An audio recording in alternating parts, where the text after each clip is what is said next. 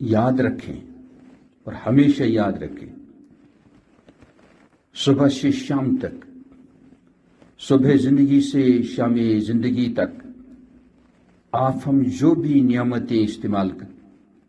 کرتے ہیں، کھانے کا کوئی آئٹم ہو، پینے کا کوئی آئٹم ہو،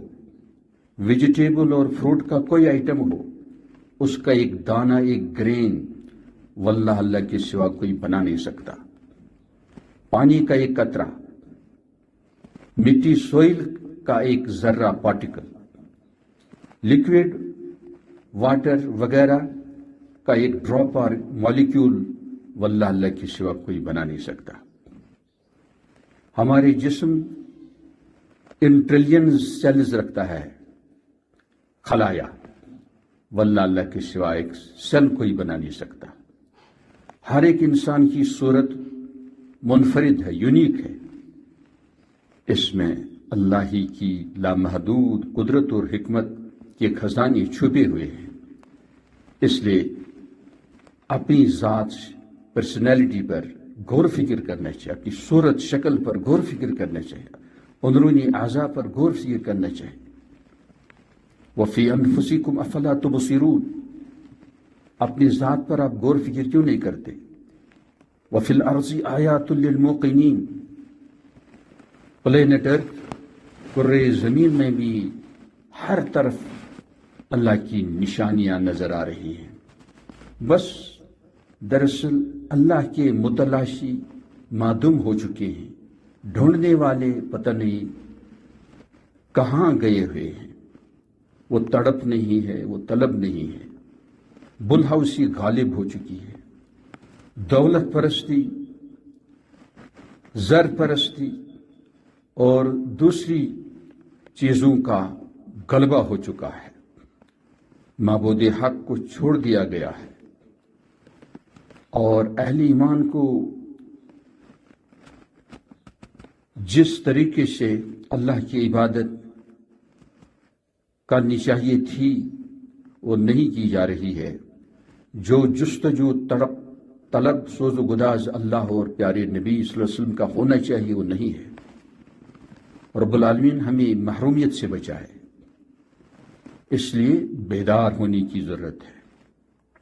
اللہ سے خاص تعلق کی ضرورت ہے، تڑپ طلب کی ضرورت ہے۔ جس نے دل دیا، دل کو سجایا، دل میں ایمان کا مرکز بنایا، کعبہ دل یہ رب کعبہ ہی کے لیے ہے، دل میں اسی کی یاد کو، اسی کی معرفت کو، اسی کی سوز و گداز کو، اسی کی تڑپ طلب کو بسایا جائے، نیند سے بیدار ہو جائے، فوراً اللہ یاد آئے، اور نیند کے وقت تک انورڈلی، اندرونی طور بھی، باہر سے بھی ہمیں اللہ سبحانہ و تعالی کے ساتھ کنیکٹڈ رہنا ہے۔ ہمارا وجود، بلکہ ہمارے بدن میں واللہ ایک ایک سیل جو ہے خلیہ، واللہ اس میں غیر معمولی شہادتیں موجود ہیں۔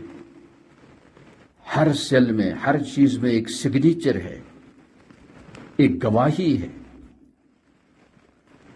ایک کنفرمیشن ہے کہ میرا بنانے والا اللہ ہے، اس کے بغیر کوئی کسی بھی قسم کی چیز نہیں بنا سکتا ہے۔ اس کے لیے میٹیریل چاہیے، جو بھی میٹیریل ہے، جو سائنسدان